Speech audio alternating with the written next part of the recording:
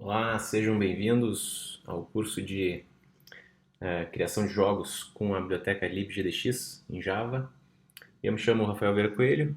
Para quem não me conhece, eu comecei a programar no curso técnico integrado ao médio, lá no CTI em Rio Grande.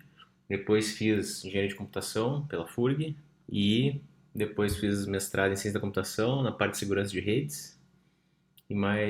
Agora minha última aventura acadêmica foi da biotecnologia no meu doutorado. Então, esse é o link que vocês podem acessar para maiores informações dessa biblioteca. Esses são os tópicos que a gente vai ver ao longo das videoaulas. Então, inicialmente a gente vai dar uma olhada na arquitetura geral, que é a aula de hoje. Vamos fazer um joguinho simples e depois vamos ver algumas características da própria biblioteca libgdx. Então esse é o ciclo de vida da aplicação. Qualquer jogo que vocês forem fazer em libgdx vai seguir esse passo a passo aqui. Então quando a aplicação inicia, vocês vão criar ela no método create. Ela pode ser redimensionada no método resize. Ela vai ser sempre renderizada. Então o método que desenha o jogo de vocês na tela, o método render, tudo que a gente for desenhar vai estar dentro dele. Quando a nossa aplicação está rodando, que é o que está em verde, a gente pode pausar ela e ganhar o acesso ao foco dela através do método resume, voltar a funcionar, voltar a renderizar. Quando finalmente a gente tem que parar ela, a gente pausa e dá o dispose, finaliza e libera tudo que a gente tem em memória. Então, basicamente, o que a gente precisa fazer na nossa classe em Java é implementar essa interface Application Listener. A partir disso, a gente é obrigado a implementar todos esses métodos e, embora a gente não necessite implementar todos eles, colocar código dentro deles. O básico é o create, a gente vai ter que fazer alguma coisa dentro dele para inicialização e o render para desenhar na tela. Isso a gente vai ter que fazer de qualquer jeito. O programa principal, aquela nossa classe que representa o jogo, né? A nossa classe que representa o programa principal vai ter só um código main, no qual a gente vai instanciar um objeto de configuração, que é esse que vem dessa classe LWJGL Application Configuration. A gente instancia isso e passa essa configuração como parâmetro de entrada do construtor dessa nova aplicação, passando um objeto da classe que a gente criou antes. Nesse caso era uma ID. Os módulos principais que a gente usa em libgdx e que a gente vai ver com maiores detalhes são o application, que roda a aplicação, então faz mudança no tamanho da tela, gerenciamento de log, uso de memória. Tem a files, que é como se fosse uma abstração do sistema de arquivos. Então, quando a gente tem que carregar uma imagem, por exemplo, .jpeg, por exemplo, .png, a gente vai usar esse files. Input, que é um módulo que trata eventos de teclado ou mouse. O net, que é para quando o nosso jogo for rodar em rede. Então, quando tiver recursos como HTTP, HTTPS, conexão via socket, a gente vai usar esse módulo. O módulo de áudio, para a gente conseguir rodar efeitos sonoros e músicas. E o graphics, que permite o uso de OpenGL. Então, já está... Ali está desatualizado, já tem até a versão 3.0. Então o que vocês podem ver ali na imagem, a grande sacada do libgdl é que ele permite rodar em cima de uma JVM para desktop, né, em cima da máquina virtual Java. Eu posso ter o mesmo código, não mexer quase nada e rodar ele no Android. Permite essa abstração de uma forma bem transparente. Como é que a gente acessa o módulo? A gente tem que instanciar algum objeto do módulo. Então no caso do áudio, por exemplo, a gente vai usar sempre gdx ponto e o nome do módulo que a gente quer acessar. É sempre um acesso estático. Então aqui a gente está acessando o áudio e criando um novo dispositivo de áudio. De maneira similar, a gente quer acessar o application, a gente põe gdx.app, e se a gente quiser acessar o módulo de arquivo, por exemplo, gdx.app. Para a entrada de dados, esse é um exemplo. Então ali eu estou testando no if se no input está sendo tocado, no caso de um touch, se está, no caso do mouse. Se isso aconteceu, a gente está escrevendo na tela a posição X e Y através dos gets respectivos na tela. E tem o graphics, que é usado para desenhar de fato. Então nele a gente vai ter acesso. Ali inicialmente a gente tem que obter um objeto que representa o nosso OpenGL, com aquele get GL20. Eu também poderia ter GL30, depende da versão do OpenGL que vocês têm instalado. Então ali no exemplo que tem ali embaixo, ó, a gente pode, a partir desse objeto, limpar a tela com uma cor. Então nesse caso ali ele vai limpar a tela e vai pintar de vermelho. Então limpei a tela, clear color, e com o próximo método ali, glClear, eu escolhi uma cor e pintei ela nesse caso. Tem um módulo files. Então esse exemplo aqui eu estou criando uma textura a partir dessa imagem brick.png, que está dentro da pasta textures, que está dentro da pasta assets. Eu também posso usar ele para salvar o estado do jogo ou os high scores, né, aqui, as melhores pontuações.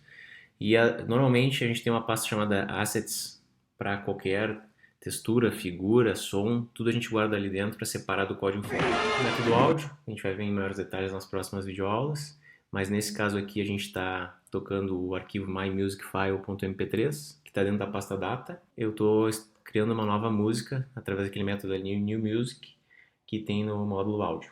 E depois estou setando o volume, o quanto alto eu quero que ele toque. Quando eu chamo o método play, ele vai começar a tocar, e aí eu estou dizendo que o looping é verdadeiro, então ele vai ficar tocando indefinidamente. O libgdx aceita os áudios WAV, MP3 e OGG. Se não for esse tipo de áudio que vocês tiverem, vocês vão ter que converter. Então aqui eu tenho um exemplo de criar uma requisição HTTP sem argumentos e com argumentos. Estou criando uma requisição GET para um site ali do Google, só como exemplo.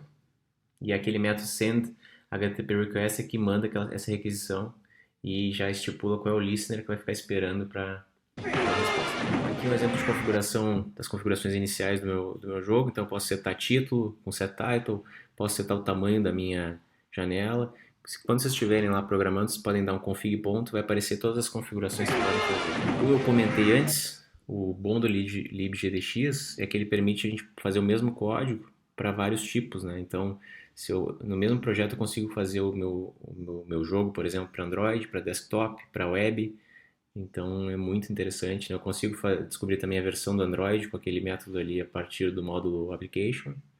E com esse método getType, também a partir do módulo application, eu consigo descobrir o que está rodando, em que está rodando na minha aplicação. Assim eu consigo descobrir o consumo de memória. Então ele me retorna 2 longs, tanto para a memória de Java, que ele está usando, e para a memória nativa. Isso vai me retornar a quantidade de bytes, que vai ser o long. Através do módulo application também consigo fazer o log de erros ou de informações. Então eu tenho esses 3 métodos, log, erro e debug. Esses 3 servem para coisas diferentes, embora os 3 estejam armazenando informações de log.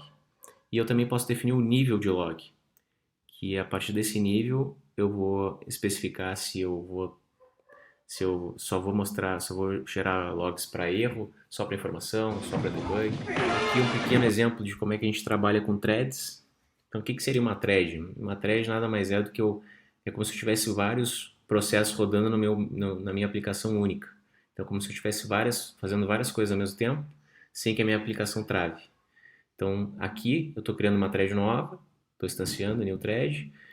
O que recebe como parâmetro a thread? Um objeto runnable, e dentro desse objeto runnable eu tenho que implementar o método run. E só vai ser executado quando eu der o start. Vamos para o nosso projeto inicial, com o libgdx.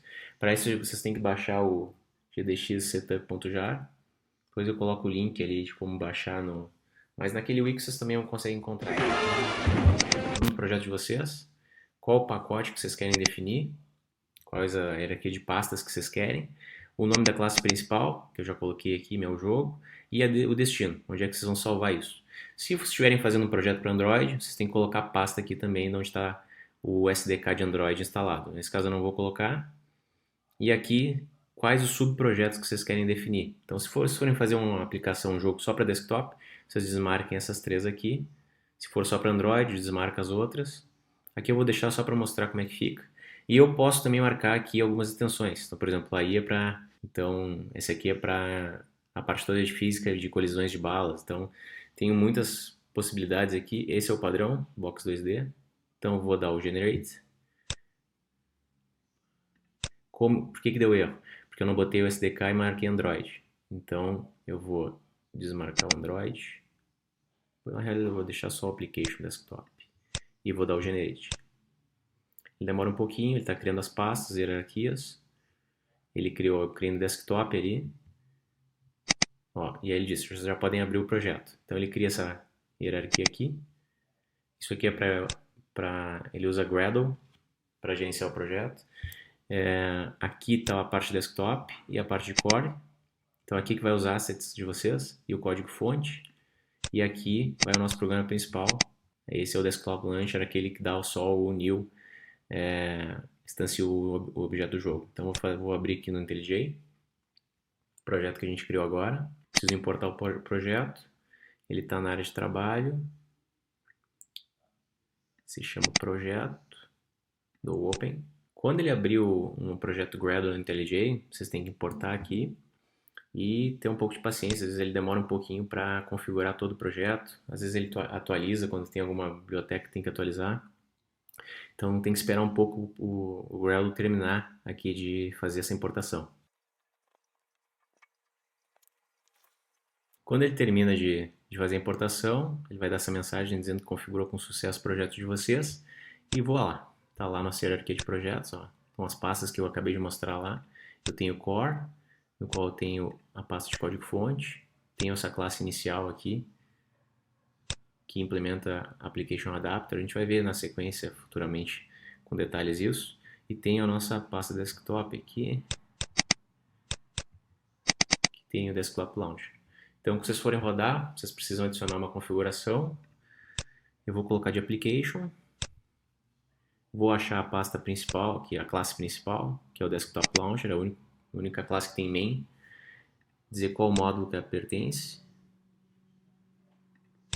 É a domain, dar um OK e rodar.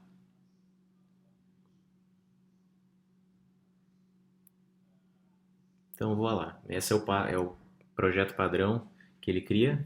Aqui já tem o nome já da minha classe, ó. E até o próxima videoaula.